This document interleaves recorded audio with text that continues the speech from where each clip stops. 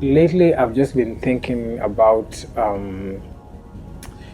how men who are divorced deal with the loss of a relationship like that. Whoa.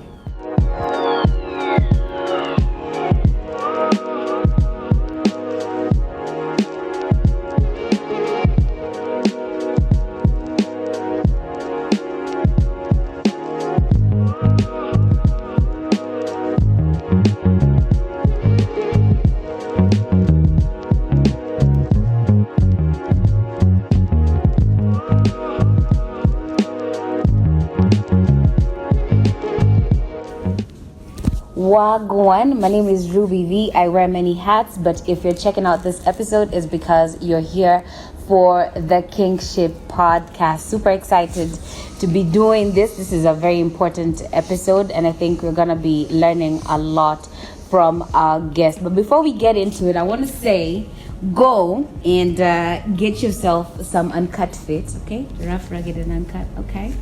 Just slide up in the DMs. We will customize something for you. Hats, t-shirts, hoodies, all of that. We got that in stock. Yes, so stay tuned. Make sure that you subscribe if you haven't subscribed to the channel. And check out all the other beautiful content I do have on this channel. Like, share, comment, because I always love hearing from you. I love hearing what has interested you or what has intrigued you. And I also love hearing your thoughts. Whether we agree or disagree, I'm open. Let's have a conversation. Super excited to be hosting this guest on the podcast. First met him when I was doing my weekend breakfast show on Homeboys Radio. We had a very intimate and private conversation on air that I honestly felt wasn't enough. Like the time that we had on air wasn't enough, and I've been checking him out, still advocating for mental wellness, gender activist, poet as well. So you come later to drop your bars. We're gonna see. But I have the one and only Rix Onyango in the building. Nyaji. Thank you very much. I think I call you Rix Poet a lot, but I think a lot of people call you Onyango. It depends on how you know me. Okay. Some people Rix, Onyangos, all do. Okay. Yeah. Tell me, before we get into, this very heavy conversation about mental wellness and mental health, tell me about your background into spoken word and poetry. How did you get into it? Okay. So I was going through a very hard time in my teenage. Mm-hmm. My dad and mom were fighting a lot. Mm-hmm. And then I felt like I was a very abandoned child within that home because mm-hmm. nobody was paying attention to my emotions and what was going on within me. And already had witnessed a lot of childhood trauma during that time. Mm-hmm. So I remember I started with writing music. Most people don't know that. When I was 15, I started writing music. In those days, man, Kinaisa were the in thing. Yeah. So Kapuka was Kapuka. Yeah. Easy stuff that's crazy. And then, so I experimented with literature because I was in Form 1 that time, and then you're learning Fasihi and literature for the first time. And I loved the vibe of, English literature and Swahili. Basically, I was good with languages. So when I got to 16, things got a little harder for me because, I think with the emotions that I was trying to navigate and the fact that I had nobody to talk to, being a firstborn at my home, I felt like poetry was going to be my way out. So the funny story about me starting to write poetry was I had a sister who died when she was 5 months old. Damn. And I was the only family member who was witnessing it because she was being fed with our house help. And then I think food went into her windpipe and she just coughed to death. I was 7 years old and I didn't know what death really meant. And people didn't even talk about it after we buried her because, our homes, man, So, and then people don't usually think that kids also have, they need to grieve, after somebody in the home has died. Unakuanga tu, So when I got to 16, it got back to me that, man, if my sister was alive, she'd be here, I talked to her or something. Yeah. So I wrote the first poem to dedicate it to her. And I remember the title was A Letter to the Grave. And then from then on, another piece came. And I was going through so much pain. I felt if I didn't say something, I was gonna die. Like I would explode, literally. Yeah, so I mean, I got back to school because at that time when this was happening, I had been expelled, so I was at home tiny. Got back to school. I attended like 3 high schools. So the last one that I nilifanya KCSE Pumwani, Pumu, that's when like my gifts just came out because I was a little more settled that time. So I started like performing poetry before the parade, and I mean it was a new thing, and me, I was like, it's time, I want to express myself. And you know, I was 17, 18 at that time, finished KCSE, went to UG, and then you know, continued writing for from 5 and 6. I used to have this folk choir book. You remember the folk choir books? So I'd write people. So people would come to me and tell me, you know, write something for my girlfriend, and I'd record it in this book. So I'd jazz up poems, and then like girls would like borrow it for the weekend, like the way you used to borrow, you know, those movies, the Kitambo, the libraries, like that. So people, so I was some kind of a celeb in school, and I think it was a big deal. And people would pay me actually to write stuff for them.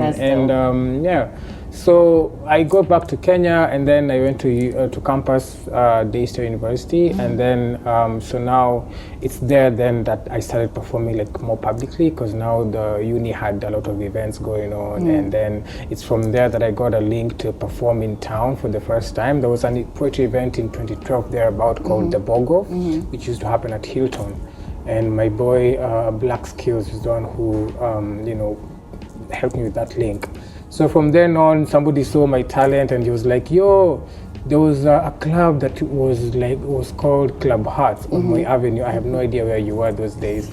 I think they renamed it, because I have no idea even where on Moi Avenue it is. 2012, 2013. Oh, wait. What's the name? Ulikuwa Nairobi hata. You get, so from there then, like my name now was getting to be known, and my skills are improving, and yeah. The major breakthrough happened when, you know, Mufasa, the poet? Yeah, so we were once invited to the Supreme Court to perform with what they called the Magistrate Tea Party. Sounds so British. Yes. They had the smallest cups I've ever seen in my life. Like, why are you guys having, why, you know? So, you know, like after that, like, so now our name's Tambad Kiasi, and I mean, it's just been onwards. Yeah. I want to take you back to something that you've said in this poetry story, losing your sister at such a tender age. How did that shape your relationship with grief, with death? How did you deal with the losses that came after? Because I know after 7, there's definitely other losses that have come along the way. Yeah, quite a lot, but I think I started really thinking through grief after I lost a friend of mine in 2019. I really didn't know grief. I didn't know how to process grief. I had not been in situations or spaces where I was allowed to process grief. It never happened until when I lost somebody very, very close to me as an adult. That's when I was like, wow, this one I have to feel it through all. And then now I shikanisha with all those griefs that I had all those years, and it was heavy. It was really, really heavy. I lost a buddy of mine through an accident on Nairobi and Nakuru highway, and we were very, very close. We were business partners, and I mean, we worked together for so long. So him dying opened me up to that world of processing grief, because now that's when I understood, oh, so this is why I was feeling this way about my sister when I was this old and this old and this old. So I just started processing it more consciously that time. And it's unfortunate that we don't offer those spaces to kids. Like when there is like a bereavement at home, like kids are just usually left to their own devices. It's like the adults who mourn, but we are witnessing what's going on. I lost an uncle when I was 8 years old, and we were very, very close. And nobody ever talks to me about how I felt when he died. You know, we just zikared the dude, and then that's all, you know. And I mean, because now I am Luo, burial rituals are quite elaborate. So like people are singing, they are wailing, it's music and everything. But you're still there. You've lost an uncle. Your uncle's gone, and you never see him again. You know. So that was tough to deal with, in 2019, and then so these days, like being a therapist as well, I try to support people through that process, because many of us really don't know how to do it. Yeah, because I was just about to ask, when you say grieve consciously, like what does that mean? So I'll say this: I lost a friend in December. And it's honestly been a very difficult time, I'd say, because there's days I wake up and I'm like, you know what, he wouldn't want me crying all the time.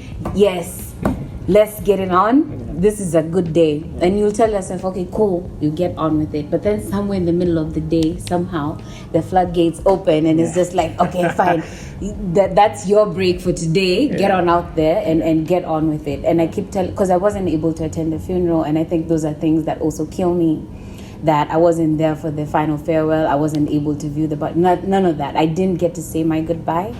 And I do experience the emotion, but I don't know if I'm grieving consciously. Like, I don't say, all right, cool, that's enough sadness for today. Tomorrow is another day to be sad. I'll feel it, but then I'll tell myself, but he would want you to move on, or you have to will yourself through whatever sadness it is. So when you say grieve consciously, is there like a process to it? There's no template. Because again, how we process stuff is really different. Yeah. But at the soul of the idea is to be kind to the pain.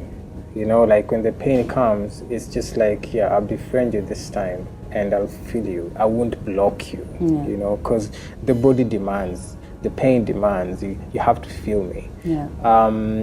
Something similar happened to me in 2017, early 2017. Like, there's a poet friend who actually hanged himself, and it was devastating. Wow. Yeah, and he was a musician actually called Cloud Boss.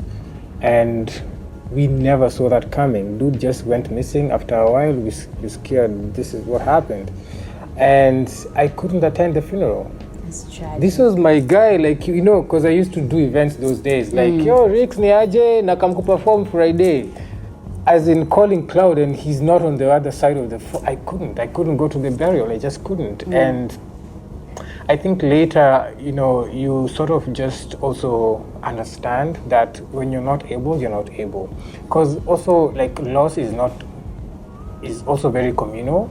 It's not just individual, it's communal. So for me, I took it that the people who made it represented me, because all of us loved this person in this way, and I know that when he was alive, we were buddies. I showed up the way he showed up to my life.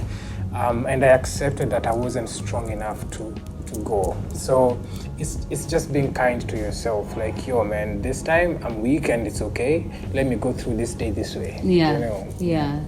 I think that's something that I also do. Sometimes I just wake up in the morning, I'm like, you know what, forget it. It's fine. Today doesn't look like a lot is happening. Because I feel like the longer you also know someone, the harder it is to let them go.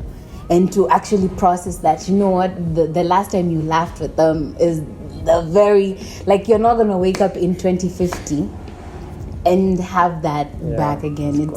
It's difficult, I'd say.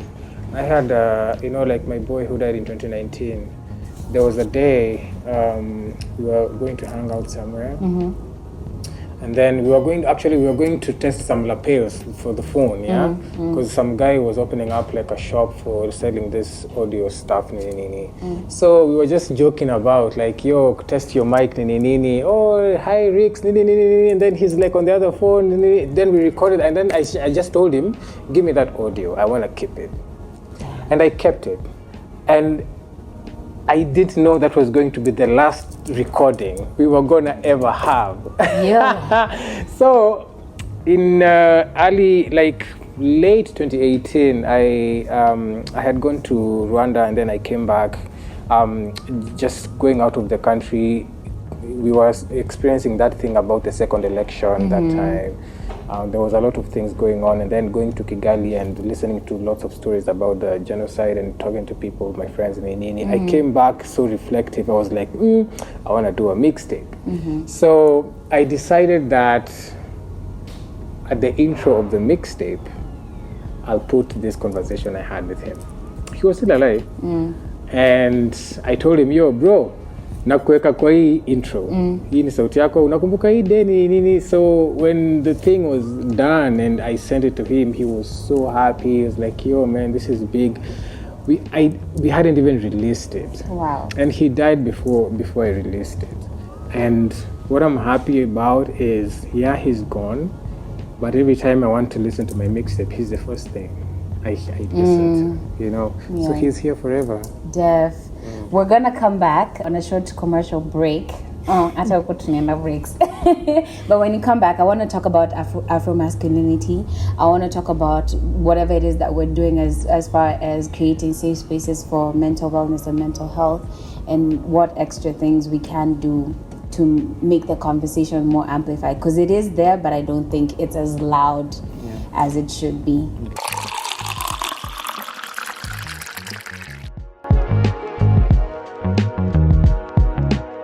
Welcome back to the NGShip Podcast. Before we continue with this conversation, if you're new to this channel, to the Ruby V channel, go ahead and subscribe. There's a lot of amazing content on there. Season 1 and 2 of the NGShip Podcast are all on audio, but they're available on YouTube and also on any distribution platform of your choice. We're on Anchor, Spotify, Apple Music, Google Podcasts, Apple Podcasts, all of that. So go ahead and check out those episodes. And yes, subscribe to this channel because there's a lot more amazing content coming your way from the host with the most, Ruby with the sauce. All right? Yes. Getting back into it with Rix. Onyango Tieno. Nitakuita zote sasa, so I guess I know you like that now. Which one? Rix Onyango Tieno, cool. Poet. Yeah. Zote. All of it works.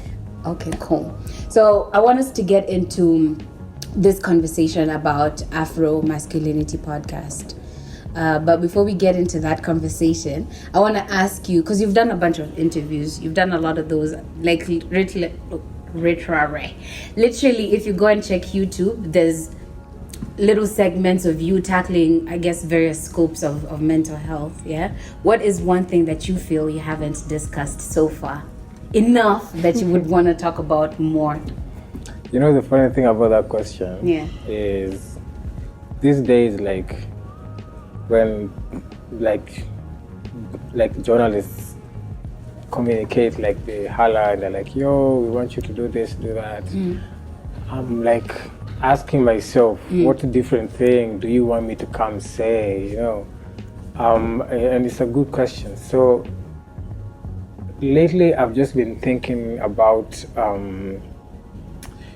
how men who are divorced deal with the loss of a relationship like that. Whoa. And generally how men deal with loss, just generally, you know, because most times when maybe somebody dies or a man loses something he really loved, even if it was a pet, like we don't know how to mourn stuff. We really don't know how to mourn stuff. I mean, you see women like saying things, you know, they cry and shit and all that, like, us guys just keep it together. You're a man. Like, you know, like, but this thing is hurting and you don't know what to do with all that pain. You just don't know. Yeah. So yeah, that's been on my mind a lot lately, and it's something I think I want to explore. And just generally, I think men and emotions, these are two things that the world does not know how to navigate through, and that's something I want to get to the bottom of. Yeah. Now, do you think that's because, of course, we're taught men, you're the provider, you're the one who's supposed to offer the shoulder to lean on, and you know, you're the stronger one. If you cry, that's you being a sissy. Is it because of how we've been brought up, or also the conditioning that we bring upon ourselves? It's the same thing. That's the same thing. Boys are militarized. That's the word. We are militarized from such a young age, so much that you actually view your own emotions as if it's like an out-of-body experience, and it's inside you. So it's like my feelings, nizuko, nizamadem, nizamanini. Yet this is you. You're a human being. You're a biological human being. Like you have to process stuff. And the fact that we were military, like even the way boys were disciplined when they were younger, if you remember, if you saw, the way we were beaten up was very different from the way girls were being beaten up. Now you're starting a grown sisi, so by the time you were like primo, it was getting harder and harder and harder. You get to high school, Ruby. High school for boys was like a military camp, because first of all, you find bullies there, the prefects, the teachers, and the school system itself. It's abusing you from the first day. What do? You get to Form 4, you want to repeat it to someone else. Boys were damaged so much by the time they were getting out of high school, so much damaged. And I usually equate much of our time in high school with the colonial system, because it was the same thing. The way we were treated, it was like a concentration camp. The way you made to feel about yourself, the way like you're actually taught to hate who you are because you're not good enough. You must do things to please people so that everybody could be happy. All that stuff. You get out of school, you get into campus, and all those emotions now want to be expressed. So now you have access to alcohol, you have access to girls, you have time, but you don't have self-control. You don't have self-awareness. What happens, man? You're gonna be violent. All this gender-based violence, like we witness, sexual and gender-based violence we witness, we are a product of that system. Like for me, it's not even surprising that this is how, you go to a club with somebody and then now you get a girl drunk, so now you're gonna rape her. Yeah. Man, those things, we were taken advantage of when we were younger. So it's like, I want my power back, and I was already taught that I'm stronger than women, I'm gonna do this, and people justify that stuff. So there's a lot of shit going on that boys don't know how to navigate through, and they don't even think it's a problem, and that's the problem actually. Guys don't think it's a problem, and it's just getting things worse. So the question was about things I think we haven't talked about. The conditioning, yes. That conditioning, that's also something else I want to get into the bottom of. Like, we don't know how to work through emotions, man. It's hard. Is it just for the fellas or girls too? Like, as a people, we don't know how to work through our emotions? I think from the fact that now we live in a patriarchal society. So now, every time we talk about society, I usually like to clarify that we live in a patriarchal society. So when we talk of society and how society behaves, the people in power are the ones who control how society works, right? What society feels, what society thinks, the ideas of society. And because we're in a patriarchal world, patriarchal society, it means it's almost like the world is for the man. You want to cater for the feelings of the man. So all of us want to think like the man. And to even go further, we want to think like the white man, because he is the epitome of power. In the whole world, the whole, the universe as we know it. Okay?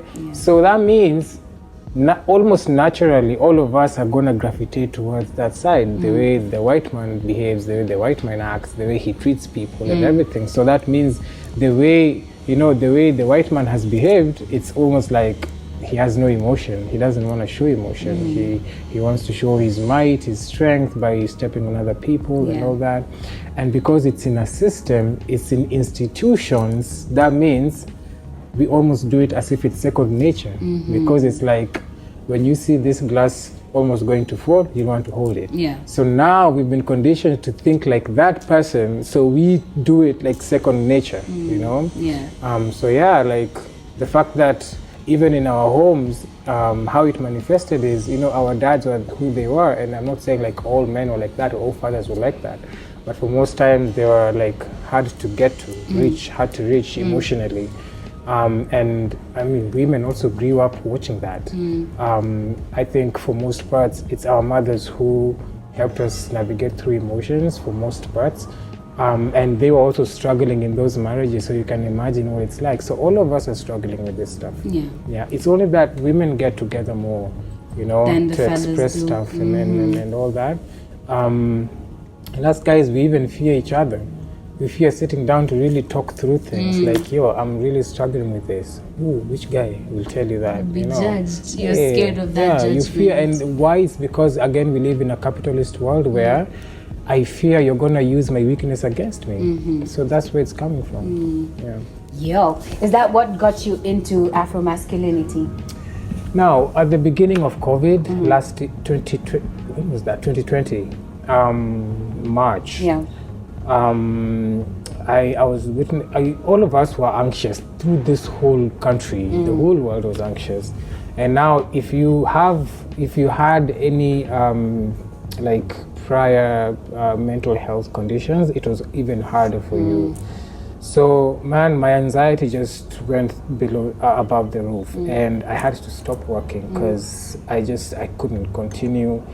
Corona was everywhere. It was in people's feelings. It was in the market. It was like everybody was just COVID, you know. And then there was also so much fear in the air. Like, guys just don't know what's gonna happen and everything. So I had been running a podcast, but not that seriously. And I felt maybe this is a time I can start thinking about what to do, right? So I had a lot of time with myself during that period. But now what really catapulted me to start off Afro-masculinity was the fact that the Ministry of Health reported that between mid-March and June, there were 5,000 rape cases reported, which is still underreporting. 5,000 rape cases, that's like 2.5 months or so, or 3, I don't know, right? And that 70% of the victims were girls of 18 and below. Not at a fully grown women, 18 and below. 70% of these 5,000 that was reported. And that a staggering 95% of the perpetrators were dudes. Yo, man, I was like, what? You know, and that of that number, only 5% were boys and men who had been sexually abused. So I was like, you know, like, what can I do? What can I do to bring awareness about this stuff? Like, okay, I've been lucky enough to work with feminist organizations and being a gender activist, like I've been talking about this stuff, but what particular thing can I do to really start concentrating on guys? Because, I mean, having some kind of experience working with feminist groups, I was like, women get together a lot to talk about development, to talk about education, to talk about menstruation, to talk about reproductive health, all this stuff. What do we do when we get together, you know, as guys? So I was like, I needed to create something that will push me there, you know, and the podcast was the beginning. It was an easier way because I had equipment, something simple and basic. I had editing skills, I had the voice. I was like, let's do it. Let's get it. You know? And it opened a world of other very many things because with that I started a safe space for sexually abused boys and men. And now the stories started coming out because at that time I had also opened up about my own experience where I was raped when I was 20 years old. And that just went together with the podcast because it was issues to do with men and things that men don't particularly talk about in public. And I remember this guy who reached out on my DMs on Twitter and he told me some really triggering story that, first of all, he was like, I've never seen any guy talk about this stuff in public, but I'm gonna share this thing I went through with you. And he said, because I mean, nobody knows his name, so I can share the story. He was sodomized by his friends. Male friends, sodomized and robbed by his male friends. And he got so mad, he went and hired goons to go kill those guys. Real story. Yeah. And he told me they'll never do that to another person because they're dead. Damn. Yeah. And he's still feeling the anger. Damn. That is one guy. We say he only had 200 followers on Twitter. You'd ignore him for some other dude, But this ish, so that woke me up, and the stories kept coming. Oh, I went through this when I was 6, when I was 7, when I was 8. It was my aunt, it was my house help, it was my dad's friend, it was my uncle, all this stuff. My older cousin, and somebody's telling you, I'm struggling with intimacy in my marriage right now because I've lived with this trauma and I don't know how to tell it to my wife. How will she treat me after this? And somebody else, I'm a pastor and I preach before people in a congregation, but they don't know what I'm living with. Hey, and I was like, this is where the heat is at. And I go where the heat is at. Being an artist, being an activist, I like talking about that stuff, the stuff that people find it difficult. And I mean, for me, mental health and depression and just stuff to do with men's health, it's supposed to be basic, but we keep it to ourselves because we want to toughen up. But we are dying. We are dying. We die earlier than women, statistically, throughout the history of this world. Why? Because all this hardcore stuff is not working for us. And I remember there's a poet in 1832, actually. His name was Samuel Taylor. He said, "A great mind must be androgynous." And androgynous means you have both the qualities of male and female. So if you can balance your mind to be androgynous, the universe is yours, it surrenders upon your feet. But if you want to be rigid about who you think you're supposed to be, the universe also gets rigid for you. So life becomes hard, it becomes difficult, so you die. Intense. That is crazy. As someone who's worked with, or as a gender activist, right? And you've mentioned you've worked with all these feminist organizations. Do you also agree with the notion that the boy child has been left behind? That the attention is only solely on the women and empowering girls, and girls are now too empowered for the fellas, or the fellas are being forgotten in this conversation? It's always a complex question, but I like being honest about it. The reason why we have this girl-child empowerment, it's not men who rose it up and said, girls have been left behind, let's bring them on board. It's not men. It's women who lost their lives, they lost their dignity, they lost their voices. They got together to say, no, you won't leave us behind. We also want to, do you know right now in Kenya, only 1% of women own land. 1%. Ruby, do you know how many we are in this country? We are 52 million. Only 1% of land is registered in women's names. Why? Because for the longest time, inheritance goes to who? The fellas. Yeah. So we have to be honest about this stuff. It's this girl-child empowerment was not brought about by men. Okay. Now, women are still way behind in so many things, many things. It's easy.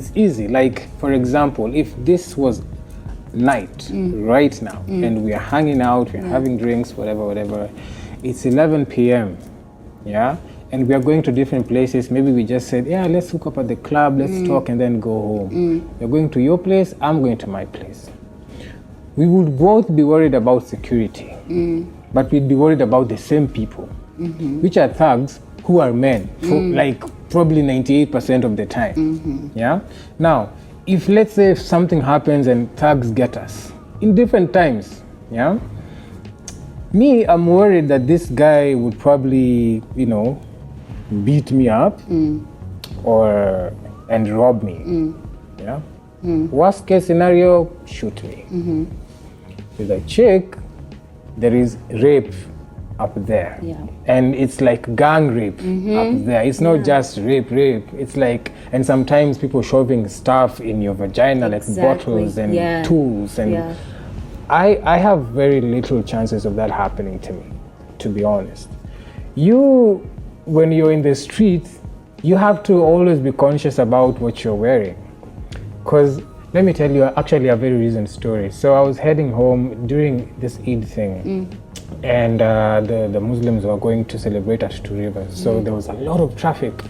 So my cab guy was like, hey, kuna kashoti kengine ka huku, neza kukusho ka uko sawa tuende nayo.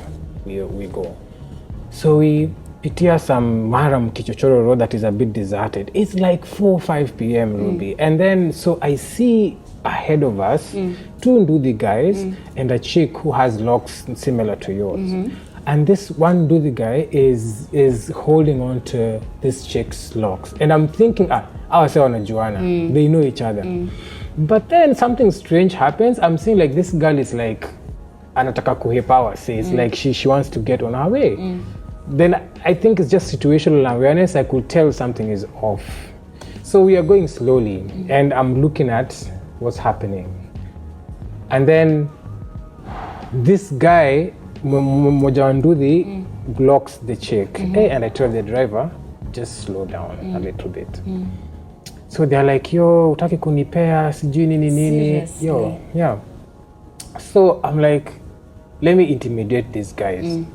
So they pretend like, oh, nothing is going on, then they start driving ahead of the car. Yeah.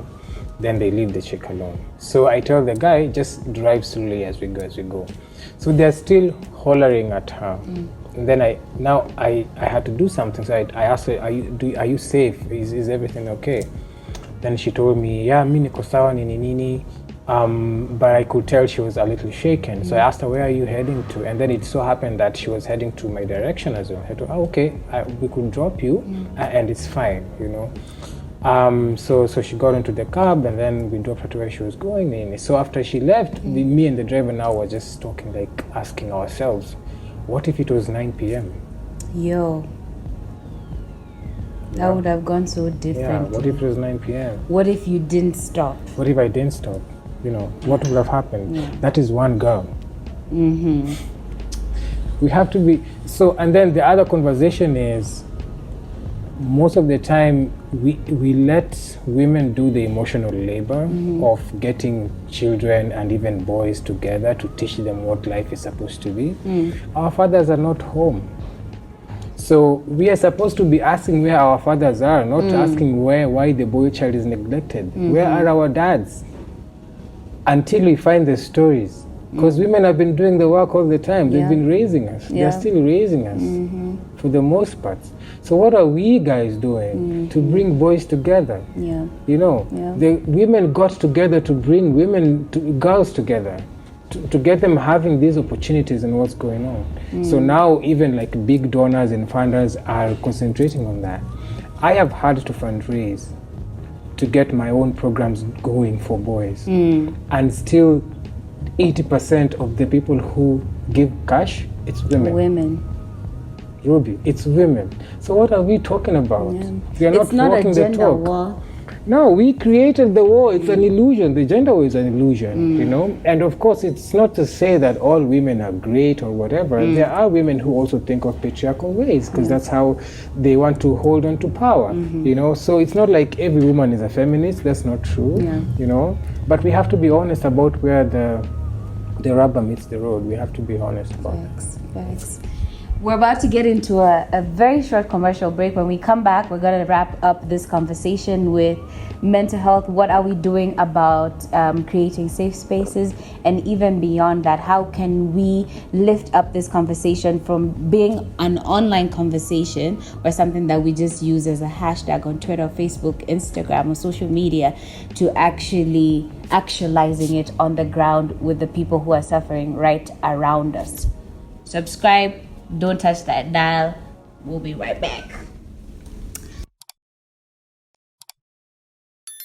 Welcome back to the NGShip Podcast. We're discussing mental wellness and mental health with Onyango Otenu Rix. I like calling him Rix. I think it's easier. Yeah. It's easier than that. If you haven't subscribed to the channel, make sure that you go ahead and subscribe right now. If you don't have yourself some uncut merchandise in your wardrobe, in your closet, please also jump in the DMs. Secure yourself some like this. Second collection is about to drop soon. So yes, get yourself some niceness. All right? Yes, indeed. Okay, now to wrap up this conversation, right? I want to ask, as far as mental wellness, mental health is concerned. I mean, we keep telling people there's a safe space for you. You can talk to your friends. There's a support system, but sometimes I find that people still find it difficult to talk to other people, and most times they're driven to the very edge. Not once, not twice, 3 times. More times than that. I have a friend who recently just fell back into it, and she was doing really great, and it made me wonder, because we're out there, we'll tell her, I'm here for you, you can always call me, you can always talk to me if anything is happening, and they know that they can do that. But then it made me wonder, are we even doing enough? Are we safe enough for this person? Why did they relapse? Why did they get to that position where they felt like they could take their life, or they wanted to attempt without calling me first or calling the next person? And in that same breath, with the strategies that we have already put in place, there's been a lot of webinars on mental health. A lot more people are being vocal about it. But I've seen interviews that you say, we're still not doing enough. What more can we do in that space? Well, again, I like being honest. Shit happens. Shit happens. And the way our brains process stuff is very different. Sometimes the brain gets defeated, and it depends with how deep whatever you're dealing with has gone, right? I mean, the easiest cases like DMX, like he had people around him and all these things, but shit still happened, Exactly. So I think the more we talk about this stuff, the more we make it normal, the more we normalize it, the more we make it more accessible, the easier people are going to find it, like, to talk. Even in your normal conversations, like, talk about this stuff. You can tell me, I can reach out to you, but you're never there on other days. So that's another thing. Yeah, how frequent are we really hanging out and showing up and talking? That's what's going to make it easier for me to speak, right? But in the breadth of, like, needing to do more, I think, like, even like the webinars and all that, it's like still available to people who have internet, for example, and all that. So we need more work from the government, which I know there is work being done right now. Like, there's a mental health bill in Parliament that we're working on, that will now, like, make government really put in money for public awareness and more mental health clinics and all this stuff. But at the moment, like, the help, like, there's a hotline people can reach out to. For Mental 360, it's a mental health organization, and the number is 0770-360-360, 0770-360-360. If you're feeling blue, you can reach out. I work there as well. We are coming up with a mental health app that's going to make it even easier for people to, like, develop a community of people who are like them, and they can reach out. But I feel like the main thing I would love to say, like, and would love everybody to get out of this conversation, is help is near and help is possible. So you don't have to die in silence. Amen. Yeah. I love that. That's where we drop the mic and finish this conversation, because there's nothing more I could possibly say on top of that to make this conversation end in an even better way. Thank you so much for coming through and making time and sharing. Yeah. I hope this hasn't been like any of the interviews you've had. This was nice. Okay, please, let the record state. Thank you so much, fam, for checking out this episode. Again, I want to remind you, do subscribe to the Ruby V channel. It actually helps the channel, boosts it. There's a lot of social media metrics on there. Honestly, it's a language that I'm trying to understand. But if you subscribe, if you like this video, if you drop a comment, it makes this video watchable or shareable to more people. And this is an important message that a lot more people definitely need to be a part of and definitely need to listen to. So yes, subscribe if you liked this conversation. Like it, give me a thumbs up. drop me a comment about your takeaways from this, and let's discuss this, let's progress this. And I'm gonna check you out on the next episode of the Kingship Podcast. Peace.